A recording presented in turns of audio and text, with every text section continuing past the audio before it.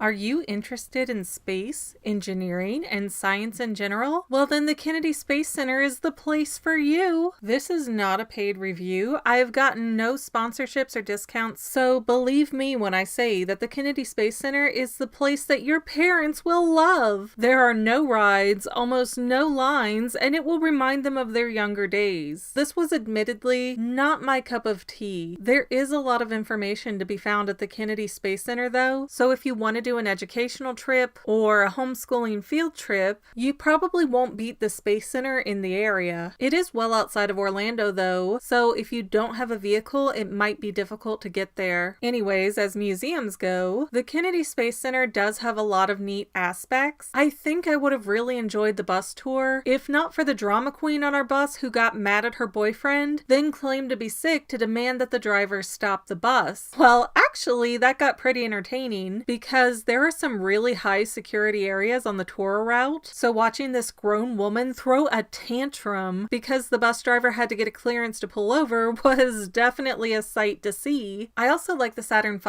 area where the bus tour drops you off at because it's an at-your-pace venue without a lot of schedules going on. My husband was also delighted to see the Space Shuttle Atlantis that I kept insisting looked like it was made out of pot holders. Well, to shut me up, my husband told the NASA docent in the area to tell me what for, and that docent turned out to be a very nice lady named Jean who was actually one of the seamstresses who made the fabric on the outside of the Atlantis. It apparently saved something like 7,000 pounds from the ship's weight, and while that was really interesting, most engineering talk goes right over my head, so when my mother, the engineer, began talking technical specs with Miss Jean, I felt like Charlie Brown listening to his teacher and did not understand a word of it. But if you have a day to kill, have a science enthusiast in your family, you need to slow down the pace or find something for the older folks in your party to do, the Kennedy Space Center is definitely your place. We were there from open to close, but because of the bus debacle, we lost a lot of time and didn't get to see very much outside of some random exhibits and movies. I will admit that I loved shopping in the main NASA store. Kids' shirts were grouped together 3 for $20, which is a really fair price. The shirts are pre-packaged though, so you can't just pick any 3 shirts you want, but they do have girl and boy versions, both of which came with one glow-in-the-dark shirt. I did get a boy's extra small and large set, which are the smallest and biggest available in the kid sizes. The large seems to be comparable with a regular boy's 10-12, and when compared to other theme park shirts we purchased in a size 4T, the extra small seems like it's a kid size 5 at the most. Oh, and there are patches galore if you're traveling with any scouts. I know this hasn't been a great or very thorough review, but this just wasn't my kind of place. However, we respect all kinds of geeks and nerds at the Fangirl, so I wanted to give equal opportunity to the Kennedy Space Center. Do your research, and if it sounds up your alley, go check it out.